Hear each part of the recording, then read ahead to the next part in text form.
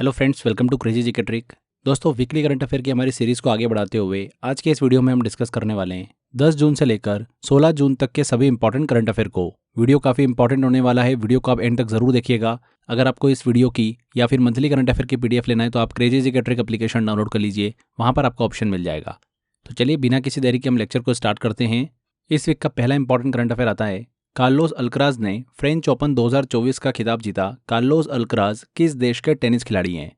तो फ्रेंड्स, साल भर में देखिए टेनिस से related 4 grand slam tennis tournament जो है वो आयोजित किए जाते हैं।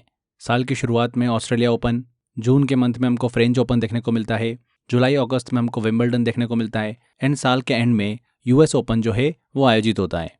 तो साल का second grand slam French open जो है हाल ही में कंप्लीट हुआ, जिसमें पुरुष एकल का खिताब जीता है कार्लोस अल्कराज ने। स्पेन के खिलाड़ी हैं कार्लोस अल्कराज, तो यहाँ पर सी आंसर बिल्कुल सही होगा। ध्यान रखिएगा, कार्लोस अल्कराज ने पहली बार फ्रेंच ओपन का खिताब जो है वो अपने नाम किया है। मेन सिंगल का फाइनल जो हुआ था वो कार्लोस अल्कराज और जर्मनी के एलेक्जेंडर ज़्वेरेव के बीच में खेला गया था। यहाँ पर अगर हम वुमेन सिंगल की बात करें फ्रेंड्स, तो ईगा स्वेतेक ने, जो कि पोलैंड की खिलाड़ी हैं, उन्होंने फ्रेंच ओपन के वुमेन सिंगल का खिताब जो है वो अपने नाम किया है। जनवरी में जो ऑस्ट्रेलिया ओपन आयोजित किया गया था उसके मेन सिंगल का खिताब जीता था इटली के जेनिक सिनर ने, और वुमेन सिंगल का खिताब जीता था आरेना सबलिंका ने, जो कि बेलारूस की खिलाड़ी हैं। आगे बढ़ते हैं, अगला क्वेश्चन लेते हैं। सिक्किम का मुख्यमंत्री किसे नियुक्त किया गया है? तो फ्रेंड्स, हाल ही में लगातार दूसरी बार सिक्किम के क्रांतिकारी मोर्चा के प्रमुख प्रेम सिंह तमांग ने सिक्किम राज्य के मुख्यमंत्री पद की शपथ ली है। सिक्किम में अभी हमको विधानसभा इलेक्शन जो है वो देखने को मिले, जहां पर सिक्किम क्रांतिकारी मोर्चा ने पूर्ण बहुमत जो है वो प्राप्त किया है, और प्रेम सिंह तमांग जो है ये लगातार दूसरी बार सिक्किम के मुख्यमंत्री बने हैं। सिक्किम विधानसभा में कितनी सीटें हैं? 32 सीट्स हैं, और सिक्किम क्रांतिकारी मोर्चा ने 31 सीट पर हाल ही में जीत दर्ज करी है। 11वें सिक्किम विधानसभा चुनाव जो है वो हाल ही में अभी कंप्लीट हुए थे। ध्यान रखिएगा, प्रेम सिंह तमांग। अगला क्वेश्चन आता है, अरुणाचल प्रदेश का मुख्यमंत्री किसे नियुक्त किया गया है? तो हाल ही में अभी हमको अरुणाचल प्रदेश में भी विधानसभा चुनाव जो है वो देखने को मिले, जहां पर विधानसभा की 60 सीटों पर चुनाव जो है वो कंप्लीट कराए गए, जिसमें से बीजेपी ने 46 सीट पर जीत प्राप्त करके बहुमत जो है वो हासिल किया है, और पेमा खांडू ने अरुणाचल प्रदेश के मुख्यमंत्री के रूप में शपथ ली है। पेमा खांडू लगातार तीसरे कार्यकाल के लिए अरुणाचल प्रदेश के मुख्यमंत्री नियुक्त किए गए हैं। पहली बार पेमा खांडू 2016 में अरुणाचल प्रदेश के मुख्यमंत्री बने थे। इसी के साथ साथ चोना मीन ने उप मुख्यमंत्री पद की भी शपथ ली है। अभी हाल ही में 3-4 स्टेट में हमको विधानसभा चुनाव जो है वो देखने को मिले, आंध्र प्रदेश में, सिक्किम में, ओडिशा में और अरुणाचल प्रदेश में। तो इन चारों जगह पर किस पार्टी ने बहुमत हासिल किया है और कौन मुख्यमंत्री बने हैं, ये ज़रूर आप दिमाग में रखिएगा। आंध्र प्रदेश की बात करें तो टीडीपी को वहाँ पर विधानसभा में बहुमत हासिल हुआ है, जिसके बाद चंद्रबाबू नायडू जो है वो मुख्यमंत्री बने हैं। सिक्किम में, जैसा अभी हमने डिस्कस किया, प्रेम सिंह तमांग। ओडिशा में भी फ्रेंड्स ध्यान रखिएगा, बीजेपी को बहुमत हासिल हुआ है, और मोहन चरण मांझी जो है वो मुख्यमंत्री बने हैं ओडिशा के। ये इंपॉर्टेंट है क्योंकि बहुत समय से नवीन पटनायक जो है वो ओडिशा के मुख्यमंत्री थे। बीजू जनता दल जो है वो इलेक्शन में हार गई, और बीजेपी को पूर्ण बहुमत जो है वो हासिल हुआ है ओडिशा में। मोहन चरण मांझी ओडिशा के नए मुख्यमंत्री बने हैं। ठीक है, नेक्स्ट क्वेश्चन आता है, ग्लोबल जेंडर गैप इंडेक्स 2024 में भारत की रैंक क्या रही है? तो वर्ल्ड इकोनॉमिक फोरम द्वारा ग्लोबल जेंडर गैप इंडेक्स जो है वो जारी किया जाता है। 2024 का भी देखिए इंडेक्स जारी किया गया। ये इसका 18वां संस्करण था, जिसमें 146 देशों को शामिल किया गया था। इस साल भारत की रैंक जो है वो गिरकर देखिए 127 से कहाँ पर आ गई है, 129 आ गई है। 2023 में 127 थी, 127, वहाँ से 2024 में भारत की रैंक आ गई है 129। यहाँ पर ए आंसर बिल्कुल सही होगा। टॉप 3 कंट्रीज़ की बात करें तो पहले पे देखिए आइसलैंड है, दूसरे पे फिनलैंड और तीसरे पे है नॉर्वे। सबसे आखिरी पायदान पर यहाँ पर सूडान कंट्री को रखा गया है। ग्लोबल जेंडर गैप इंडेक्स की बात करें तो इसकी शुरुआत कब हुई थी? 2006 में हुई थी। ये इंडेक्स जो है 4 प्रमुख आयामों में जेंडर इक्वालिटी का मूल्यांकन करता है। Economic participation and opportunity, educational opportunity, health and survival and political empowerment. तो ये 4 पैरामीटर हैं जिनके हिसाब से यहाँ पर मूल्यांकन जो है वो देखने को मिलता है। भारत की रैंक रही है 129। चलिए अब आगे बात करते हैं आज के ऑफर ऑफ द डे की। तो आज का ऑफर है फ्रेंड्स, सिविल सर्विसेज के लिए पॉलिटिका फाउंडेशन बैच। ये फाउंडेशन बैच मात्र 199 रुपये के अंदर आप एनरोल कर सकते हैं। बहुत ही सिस्टमेटिक तरीके से ज़बरदस्त यहाँ पर पढ़ाया जा रहा है इस क्लास के अंदर। अभी ये बैच लाइव भी चल रहा है, तो ज़्यादा से ज़्यादा स्टूडेंट जो है इसके अंदर एनरोल कर सकते हैं। इस बैच को ज्वाइन करने का लिंक जो है वो मैंने डिस्क्रिप्शन बॉक्स और कमेंट बॉक्स में दे रखा है। बहुत ही नॉमिनल चार्ज है, जिसमें आपको लाइव क्लासेस के साथ में रिकॉर्डेड क्लासेस भी मिल जाती है। क्लास नोट्स मिल जाते हैं एंड मॉक टेस्ट मिल जाते हैं। तो एक बार एनरोल करके ज़रूर देखिए, लिंक मैंने डिस्क्रिप्शन बॉक्स में दे रखा है। चलिए आगे बढ़ते हैं। अगला क्वेश्चन आता है, 9 जून को नरेंद्र मोदी ने तीसरी बार प्रधानमंत्री पद की शपथ ली।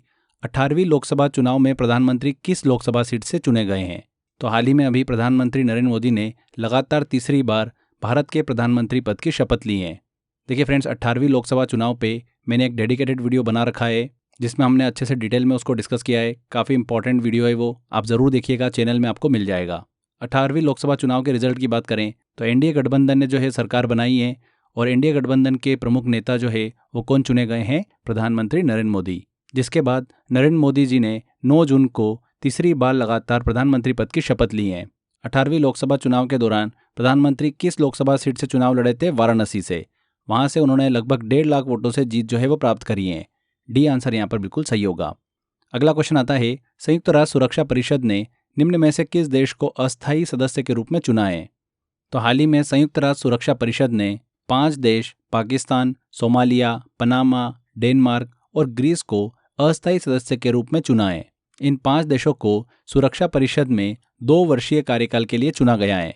यूनाइटेड स्टेट सिक्योरिटी काउंसिल की बात करें तो संयुक्त राष्ट्र का मुख्य निकाय है जो दुनिया में शांति और सुरक्षा बनाए रखने के लिए जिम्मेदार होता है। इसका मुख्यालय कहाँ पर है? न्यूयॉर्क, अमेरिका में। अगर हम इसके स्ट्रक्चर की बात करें तो इसमें 15 सदस्य होते हैं, 5 स्थायी सदस्य और 10 अस्थायी सदस्य होते हैं। 5 स्थायी सदस्य कौन कौन से हैं? संयुक्त राज्य अमेरिका, यूनाइटेड किंगडम, फ्रांस, रूस और चीन, ये 5 स्थायी सदस्य हैं। यहाँ पर फ्रेंड्स पाकिस्तान, सोमालिया, पनामा, इन तीनों को अस्थायी सदस्य के रूप में चुना है। तो यहाँ पर डी आंसर बिल्कुल सही होगा सभी। भारत के किस संगठन को द एशियन बैंकर द्वारा best conduct of business regulator पुरस्कार से सम्मानित किया गया है? तो सेबी को, securities and exchange board of India को द एशियन बैंकर द्वारा best conduct of business regulator पुरस्कार से सम्मानित किया गया है। भारत में सिक्योरिटीज मार्केट्स के लिए फ्रेमवर्क को बढ़ाने के लिए यह पुरस्कार इन्हें दिया गया है। सेबी की बात करें, securities and exchange board of India की भारत सरकार के वित्त मंत्रालय के अंदर एक रेगुलेटरी बॉडी है जिसकी स्थापना 1988 में हुई थी। वर्तमान में इसकी चेयरपर्सन कौन है? माधवीपुरी बूचे। सी आंसर सही होगा सेबी। अगला क्वेश्चन लेते हैं, भारत का 30वां थल सेना अध्यक्ष किसे नियुक्त किया गया है?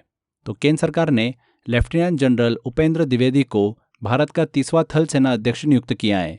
किसे? लेफ्टिनेंट जनरल उपेंद्र द्विवेदी को। C answer. General Upendra Dwivedi वर्तमान में सेना प्रमुख जनरल मनोज पांडे के स्थान पर नियुक्त किए गए हैं। ध्यान रखिएगा इस चीज़ को। भारत के देखिए अन्य सेना अध्यक्षों की बात करें तो वर्तमान में चीफ ऑफ डिफेंस स्टाफ कौन है? जनरल अनिल चौहान है। वहीं नौसेना के अध्यक्ष कौन है? एडमिरल दिनेश त्रिपाठी हैं जो कि 26वें नौसेना अध्यक्ष हैं। वहीं वायुसेना अध्यक्ष की बात करें तो Air Chief Marshal V R. Chaudhary जो है वो भारत के वर्तमान में वायुसेना अध्यक्ष हैं।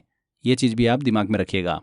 आगे बढ़ते हैं। नेक्स्ट क्वेश्चन आता है, चुनाव आयोग के अनुसार लोकसभा चुनाव 2024 में किस राज्य में सर्वाधिक मतदान देखने को मिला है? बहुत ही इंपॉर्टेंट क्वेश्चन है ये। चुनाव आयोग ने लोकसभा चुनाव 2024 में कुल वोटिंग के आंकड़े जो है फ्रेंड्स जारी किए थे, जिसके बाद कुल मतदान हमको देखने को मिला कि भारत में 65.79% जो है वो दर्ज किया गया है, जो कि 2019 चुनाव के मुकाबले 1.6% कम है। 2024 के लोकसभा इलेक्शन की बात करें तो इसमें असम राज्य में सर्वाधिक मतदान जो है वो दर्ज किया गया 81.5%, जबकि बिहार में सबसे कम 56.1% मतदान जो है वो दर्ज किया गया। 2019 में लगभग 61.5 करोड़ लोगों ने वोट डाले थे और इस बार ये संख्या बढ़कर 64.2 करोड़ हो गई है, जो कि एक वर्ल्ड रिकॉर्ड है। तो यहाँ पर फ्रेंड्स सबसे ज़्यादा किस राज्य में मतदान देखने को मिला? असम में। B answer. अगला क्वेश्चन आता है, अल्टीमेट फाइटिंग चैंपियनशिप UFC में फाइट जीतने वाली पहली भारतीय महिला कौन है? तो फ्रेंड्स यूपी की mixed martial art MMA fighter Pooja Tomar ने UFC 2024 का खिताब जो है वो अपने नाम किया है। अल्टीमेट फाइटिंग चैंपियनशिप UFC जीतने वाली यह पहली भारतीय महिला खिलाड़ी बन गई है, पूजा तोमर। नेक्स्ट क्वेश्चन लेते हैं। हाल ही में 18वीं लोकसभा चुनाव के बाद मंत्रिपरिषद ने शपथ ली। संविधान के अनुसार मंत्रिपरिषद की अधिकतम संख्या कितनी हो सकती है? देखिए फ्रेंड्स, मंत्रिपरिषद से रिलेटेड भी एक मैंने डेडिकेटेड वीडियो बना रखा है, बहुत ही सिस्टमेटिक तरीके से मैंने उसमें समझाया है। अगर आपने वो वीडियो नहीं देखा है, वो वीडियो आप चैनल में जाके देख सकते हैं या फिर डिस्क्रिप्शन बॉक्स और कमेंट बॉक्स में मैंने लिंक दे रखा है, वहाँ पर क्लिक करके भी आप देख पाएंगे। बहुत ही इंपॉर्टेंट वीडियो है, कंप्लीट इन्फॉर्मेशन आपको उस वीडियो में मिल जाएगी। तो प्रधानमंत्री नरेंद्र मोदी सहित 72 मंत्रियों ने इस बार शपथ ली है। मंत्रिपरिषद में प्रधानमंत्री सहित 31 cabinet minister, 5 state minister with independent charge and 36 state minister शामिल किए गए हैं। हमारे संविधान के 91वें संविधान संशोधन अधिनियम 2003 के अनुसार केंद्रीय मंत्रिपरिषद में प्रधानमंत्री सहित मंत्रियों की कुल संख्या जो होगी वो लोकसभा की कुल संख्या के 15% से अधिक नहीं होना चाहिए, जो कि होती है अभी वर्तमान में 81। तो यहाँ पर फ्रेंड्स लोकसभा के सदस्यों की कुल संख्या का 15%। D answer. EY world entrepreneur of the year award 2024 का खिताब किस भारतीय ने जीता है? तो चोलामंडल इन्वेस्टमेंट एंड फाइनेंस के अध्यक्ष वेलियन सुब्बैया ने entrepreneur of the year award 2024 का खिताब जो है वो अपने नाम किया है। वो देखिए ये अवार्ड जीतने वाले चौथे भारतीय बने हैं।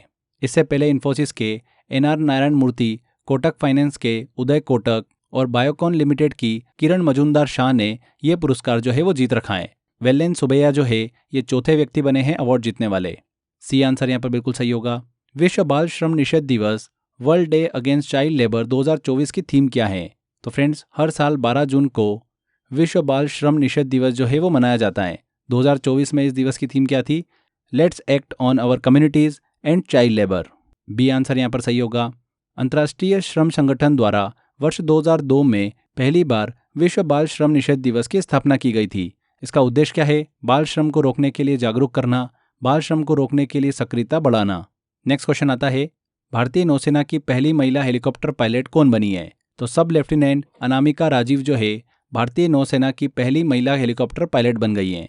सब लेफ्टिनेंट अनामिका राजीव को सी किंग्स, चेतक, MS-60R सीहॉक जैसे हेलीकॉप्टर को उड़ाने की अनुमति दी गई है। 2018 में भारतीय वायुसेना की फ्लाइंग ऑफिसर अवनी चतुर्वेदी लड़ाकू विमान को अकेले उड़ाने वाली पहली भारतीय महिला बनी थी। और अभी हाल ही में भारतीय नौसेना की पहली महिला हेलीकॉप्टर पायलट जो है वो कौन बनी है? अनामिका राजीव बनी है। अगला क्वेश्चन लेते हैं, PM आवास योजना के तहत 3 करोड़ नए घर बनाने का फैसला किया गया। PM आवास योजना कब शुरू की गई थी? वेरी वेरी इंपॉर्टेंट क्वेश्चन है। हाल ही में प्रधानमंत्री के नेतृत्व वाली सरकार की पहली कैबिनेट बैठक के दौरान कैबिनेट ने प्रधानमंत्री आवास योजना के तहत 3 करोड़ घर बनाने की योजना को मंजूरी दे दी है। प्रधानमंत्री आवास योजना की बात करें तो इस योजना को जून 2015 में शुरू किया गया था। इसका उद्देश्य क्या है? भारत के गरीबों को आवास प्रदान करना। कब शुरू की गई थी? जून 2015 में। किस देश के उपराष्ट्रपति सोलोस क्लास चिलिमा का विमान हादसे में निधन हो गया? तो अफ्रीकी देश मलावी के उपराष्ट्रपति सोलोस क्लास का विमान हादसे में हाल ही में निधन हो गया। सोलोस क्लास की बात करें तो ये 2020 से मलावी देश के उपराष्ट्रपति थे। मलावी जो है ये दक्षिण पूर्व अफ्रीका में स्थित एक लैंडलॉक कंट्री है, जिसे पहले न्यासलैंड के नाम से जाना जाता था। ध्यान रखिएगा, मलावी के उपराष्ट्रपति का हाल ही में विमान हादसे में निधन हो गया। अगला क्वेश्चन आता है, ओडिशा के मुख्यमंत्री मोहन चरण मांझी को मुख्यमंत्री के रूप में किसने शपथ दिलाई है? तो 4 जून को ओडिशा विधानसभा चुनाव के परिणाम जो है हाल ही में घोषित किए गए थे, जिसमें बीजेपी ने 147 विधानसभा सीट में से 78 सीटें जीतकर बहुमत जो है वो हासिल किया है। और मोहन चरण मांझी ने ओडिशा के मुख्यमंत्री पद की शपथ ली है। किसने शपथ दिलाई इन्हें? ओडिशा के राज्यपाल रघुवर दास ने। यहाँ पर वही पूछा जा रहा है, बी आंसर बिल्कुल सही होगा। यहाँ पर ध्यान रखिएगा, मोहन चरण मांझी को पूर्व मुख्यमंत्री नवीन पटनायक के स्थान पर नियुक्त किया गया है, जो कि साल 2000 से लगातार 2024 तक राज्य के मुख्यमंत्री रहे थे। बहुत लंबे से ओडिशा के मुख्यमंत्री रहे थे नवीन पटनायक। नेक्स्ट क्वेश्चन लेते हैं, भारत और जापान के बीच संयुक्त नौसैनिक अभ्यास GMAX 24 का आयोजन कहाँ पर किया गया? तो भारत और जापान के बीच संयुक्त नौसैन्य अभ्यास GMAX 24 का आयोजन जो है वो जापान के योकोसुका में किया गया है। कहाँ पर? जापान के योकोसुका। बी आंसर सही होगा। ये नौसैन्य अभ्यास जो है GMAX का 8वां संस्करण है, जिसमें भारतीय नौसेना के स्वदेशी युद्धपोत INS शिवालिक और जापान का युद्धपोत डिस्ट्रॉयर युगिरिन ने पार्टिसिपेट किया है। इसका उद्देश्य क्या है एक्सरसाइज का? हिंद प्रशांत क्षेत्र में समुद्री सुरक्षा और सैन्य सहयोग को बढ़ावा देना। GMAX की बात करें तो एक नौसैन्य अभ्यास है। पिछली बार इसका 7वां संस्करण जो है 2023 विशाखापट्टनम में आयोजित किया गया था। ध्यान रखिएगा, कहाँ पर आयोजित किया गया इसका 8वां संस्करण? योकोसुका में। अगला क्वेश्चन आता है, हाल ही में खबरों में रहा मोंगला बंदरगाह किस देश में स्थित है? तो फ्रेंड्स क्यों चर्चा में रहा? क्योंकि एक रिपोर्ट के अनुसार भारत ने बांग्लादेश में मोंगला बंदरगाह के प्रबंध और वहां पर एक नया टर्मिनल बनाने में रुचि दिखाई है। इसीलिए फ्रेंड्स काफ़ी ज़्यादा सुर्खियों में रहा। मोंगला बंदरगाह की बात करें तो बंगाल की खाड़ी में स्थित एक लिंक बंदरगाह है, जो कि बांग्लादेश के मोंगला में स्थित है। यह बांग्लादेश का दूसरा सबसे बड़ा और दूसरा सबसे व्यस्त बंदरगाह है। चटगांव बंदरगाह जो है वो बांग्लादेश का सबसे बड़ा बंदरगाह है। उसके बाद सेकंड नंबर पर इसी का नंबर आता है। इससे पहले भी भारत जो है ईरान में चाबार बंदरगाह और म्यांमार में सितवे बंदरगाह की देखरेख जो है वो कर रहा है। हाल ही में अभी मोंगला बंदरगाह को लेकर भी चर्चा जो है वो देखने को मिली है। कहाँ पर स्थित है ये? बांग्लादेश में स्थित है। नेक्स्ट क्वेश्चन लेते हैं। 50वें G7 समिट 2024 का आयोजन किस देश में किया गया? तो 50वें G7 समिट 2024 का आयोजन किया गया इटलिया के अपुलिया शहर में। 13 से 15 जून 2024 के बीच में G7 समिट 2024 का आयोजन किया गया, जहां पर भारत की ओर से प्रधानमंत्री नरेंद्र मोदी ने भाग लिया है। तीसरी बार प्रधानमंत्री पद की शपथ लेने के बाद ये उनकी पहली विदेश यात्रा है। ये भी दिमाग में रखिएगा, पूछा जा सकता है एग्जाम में क्वेश्चन कि तीसरी बार शपथ लेने के बाद प्रधानमंत्री की पहली विदेश यात्रा कहाँ पर थी? तो कहाँ थी? इटली। G7 की बात करें फ्रेंड्स, विश्व के शीर्ष 7 देश का एक ग्लोबल पॉलिसी फोरम है जिसकी स्थापना 1975 में हुई थी। Canada, France, Germany, Italy, Japan, United kingdom और संयुक्त राज्य अमेरिका जो है वो इसके सदस्य हैं। ध्यान रखिएगा, G7 समिट 2024 का आयोजन किस देश में किया गया? इटली में। अगला क्वेश्चन लेते हैं। संगीत वाद्य यंत्र वादक और शास्त्रीय संगीतकार राजीव तारानाथ का निधन हो गया। इनका संबंध किस वाद्य यंत्र से है? किस म्यूजिकल इंस्ट्रूमेंट से ये रिलेट करते हैं? सरोद से। सरोद वादक राजीव तारानाथ का 51 वर्ष की आयु में हाल ही में कर्नाटक में निधन हो गया। राजीव तारानाथ की बात करें, भारतीय हिंदुस्तानी शास्त्रीय संगीतकार और सरोद वादक हैं। 2019 में ध्यान रखिएगा, इन्हें पद्मश्री से भी सम्मानित किया जा चुका है। सरोद वादक और शास्त्रीय संगीतकार राजीव तारानाथ का हाल ही में निधन हो गया। वेरी वेरी इंपॉर्टेंट क्वेश्चन है, पूछा सकता है एग्जाम में ये। अगला क्वेश्चन लेते हैं। FIH hockey mains junior world cup 2025 का आयोजन किस देश में किया जाएगा? तो फ्रेंड्स, हाल ही में अभी इंटरनेशनल हॉकी फेडरेशन FIH ने घोषणा करी है कि hockey mains junior world cup 2025 का आयोजन जो है वो भारत में किया जाएगा। इस टूर्नामेंट में कुल 24 टीमें जो है वो पार्टिसिपेट करेगी। ये चौथी बार होगा जब भारत जो है वो FIH hockey mains junior world cup की मेजबानी कर रहा है। भारत इससे पहले 2013, 2016 और 2021 में मेजबानी कर चुका है। अगर बात करें hockey mains junior world cup की, तो इसकी शुरुआत 1979 में हुई थी और इंटरनेशनल हॉकी फेडरेशन के द्वारा इसका आयोजन किया जाता है। इस वर्ल्ड कप का पिछला आयोजन जो है वो मलेशिया में हुआ था 2023 में, जिसकी विजेता टीम थी जर्मनी। ठीक है, ध्यान रखिएगा 2025 में इस वर्ल्ड कप का आयोजन कौन करेगा? भारत करेगा। तो फ्रेंड्स, यहाँ पर देखिए हमारा वीडियो कंप्लीट होता है। आई होप आपने सारे करंट अफेयर को ध्यान से देखा होगा। बहुत ही इंपॉर्टेंट वीडियो है, आने वाली एग्जाम में इस वीडियो से ज़रूर आपको क्वेश्चन जो है वो देखने को मिलेंगे। तो आई होप आपको इन्फॉर्मेशन काफ़ी अच्छी लगी होगी। अगर आपको इस वीडियो का PDF लेना है या फिर आप करंट अफेयर का एक वन स्टॉप सॉल्यूशन चाहते हैं तो आप हमारे OSS पैकेज को ज्वाइन कर सकते हैं। मात्र 149 में साल भर के लिए पैकेज आपको मिल जाता है, जिसमें आपको डिटेल ई-बुक मिलती है करंट अफेयर की। मंथ वाइज आपको जो मैं वीडियो देता हूँ करंट अफेयर का, उसका डिटेल PDF मिलता है एंड मॉक टेस्ट मिलते हैं, जिससे कि आप बार बार करंट अफेयर की अच्छे से प्रैक्टिस कर सकते हैं। तो बहुत ही नॉमिनल चार्ज पे आपके लिए अवेलेबल है। बहुत सारे स्टूडेंट ने इसको एनरोल कर रखा है। तो अगर जिन स्टूडेंट ने अभी तक नहीं लिया है तो डिस्क्रिप्शन बॉक्स और कमेंट बॉक्स में मैंने लिंक दे रखा है, वहाँ पर क्लिक कर आप OSS पैकेज जो है वो ज्वाइन कर सकते हैं। तो फ्रेंड्स, आज के बाद इस वीडियो में इतना ही था। आई होप आपको वीडियो अच्छा लगा होगा। वीडियो अच्छा लगा है तो वीडियो को लाइक कर दीजिए, शेयर कर दीजिए और कमेंट करके जरूर बताइएगा कि वीडियो कैसा लगा। अगर आपने अभी तक चैनल को सब्सक्राइब नहीं करा है तो सब्सक्राइब भी कर लीजिए। मिलते हैं फ्रेंड्स अगले वीडियो में। Till then, bye bye.